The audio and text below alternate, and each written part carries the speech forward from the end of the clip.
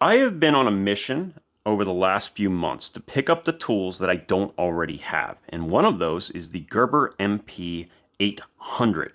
Now, this is a relatively old tool, but it does something I have not seen elsewhere, and it has the potential to change how multi-tools are made, or could be made if they take advantage of it. And that's what I want to talk about today. We're going to go through the tool set, we're going to see if it's even worth it on its face value, and then we're going to see how we can apply the technology to future iterations of multi-tools.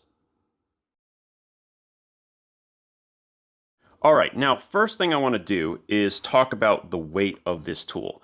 And it's really important that people understand that this is only 8.8 ounces. Now, to put that in perspective, the Leatherman Wave is 8.4 ounces and is significantly smaller in every possible dimension.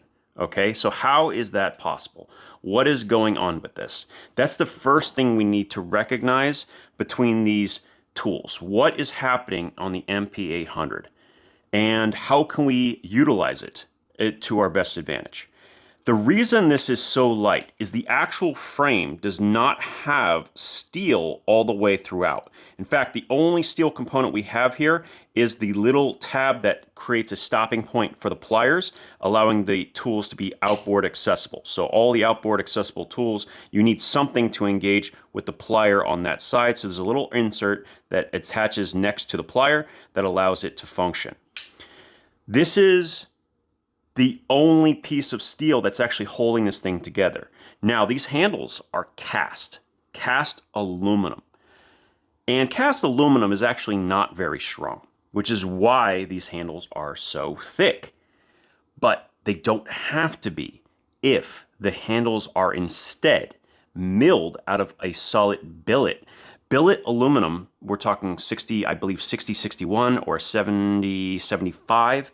Those very high-grade aluminum billets would be so much stronger and wouldn't require the same thickness or the same density. They could even mill out weight savings throughout the frame while still keeping a curved structure.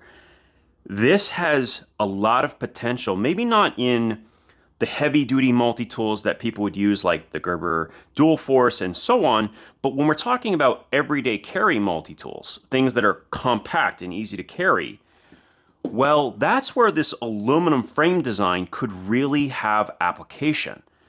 And I'm surprised we haven't seen anything like it thus far. That's where I really want to emphasize. Now, this tool I will show you is pretty outdated. Okay, it's not a bad tool, it's just outdated. But what it has showing here, we have to recognize, and it's the most important thing. I'm hoping companies will take note and consider the applications here because it could be a big deal. Now, let's go through the tool set of this multi-tool. The first one is a pair of scissors, and I've tried these before. They are actually pretty good, surprisingly good, in fact. Much stronger, much more capable than the ones you'll find in the Wave. So I'm actually a pretty big fan of that, and the tab that it uses to deploy it. All of that is good. Now, you also have a couple of smaller implements here. So 3 different flatheads.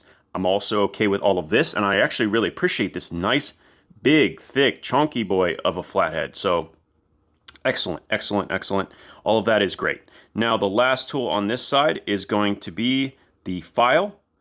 And I don't think you really need the nail nick for this one. It does come out pretty easy.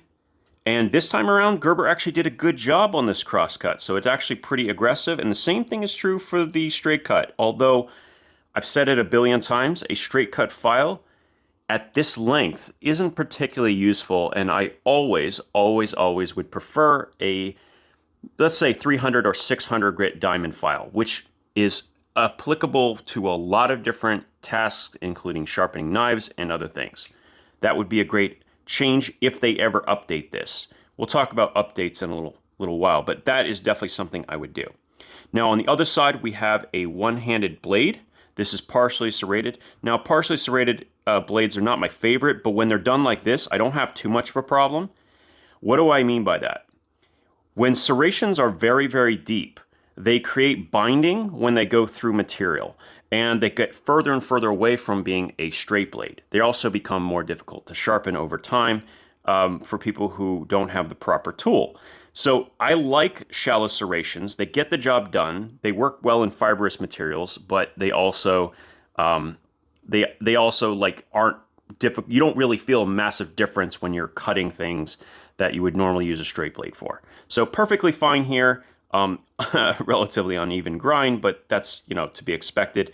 This one has a different edge than this, which is one of the reasons I'm not a big fan of compound grinds, because it's much more difficult to sharpen than it would otherwise be.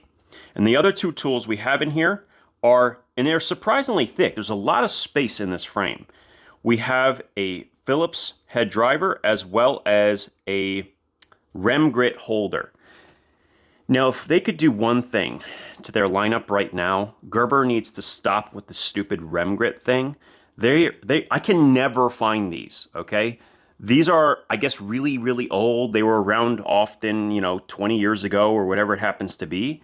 Today, you need it to be a T-shank holder. And there's a really nice, easy to copy design from the Leatherman Super Tool 300 EOD that they could incorporate. Right? I know it's not patented, and they could come up with their own version and it would be strictly better than what they have available here. Other than that, I like the functionality of a removable saw blade. In fact, it makes so much sense that I really think it should be a standard feature on practically every multi-tool. That's the tool set outside of the pliers, which, believe it or not, are actually pretty solid. I actually like these pliers a lot, and it is incredibly comfortable in hand.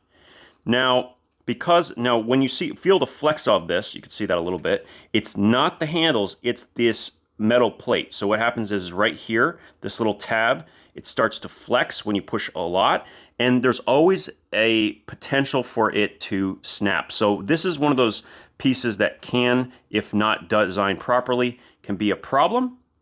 Let me actually move the lighting here. I think we're having a little bit of trouble here. The tab needs to be captured on both sides. So right now it can potentially slip up and out. This little part of the plier head needs to come up and over it to kind of trap that little tab. And that means that force will go directly into that little end rather than pushing it outwards. And by doing that, you have to overcome the entire strength of the metal itself. And that requires more force than I think most people can apply with just their hands. As it sits, it's still pretty good.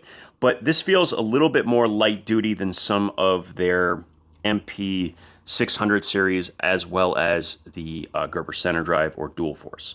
So they're kind of in like a medium duty range. The biggest problem here that I see is just the overall bulk of the tool. It's quite thick, but the benefit is that you have a lot of space to work with in the frame. So there's potentially more they could do than what they have here. I think that it's an interesting platform, but really what it comes down to is the frame itself. Right now it is quite boxy, and maybe that's because of just laziness, I don't know. But if you take a file and you really round this entire frame, like they did on the inside here, you can not only remove a lot of material, which also means less weight, but you could also make it more ergonomic when you're using the blade or other tool. Right now, this actually cuts into my hand more than I feel it needs to.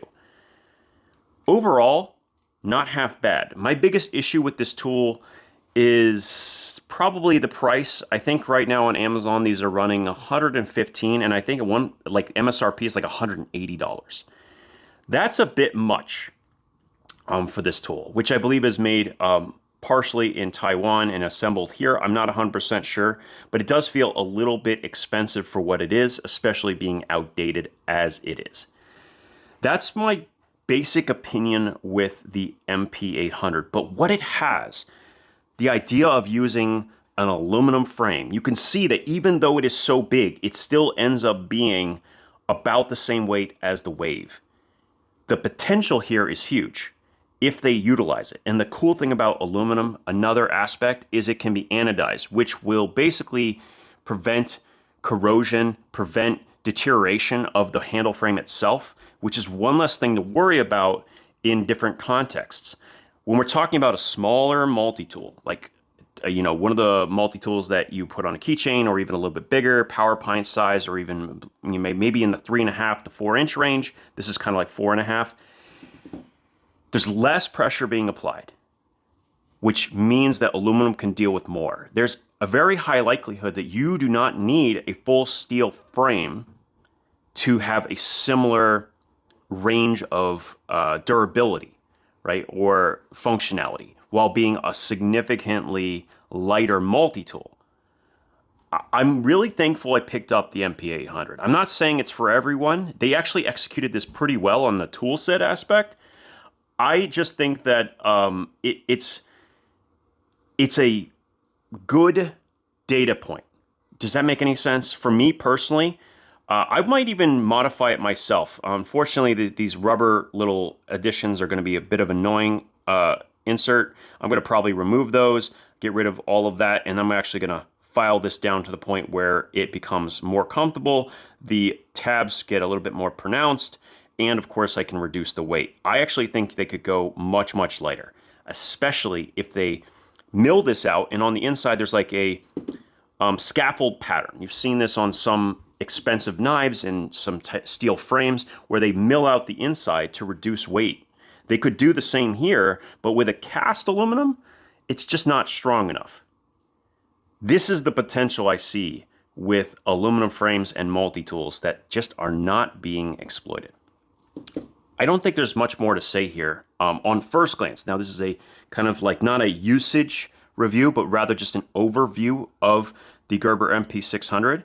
If you have direct use of this tool over time, please let me know down in the comments. I'd love to hear what your experience is and whether you think it's a good or bad multi-tool for your uses. As always, thank you guys so much for your time, and we'll talk again soon.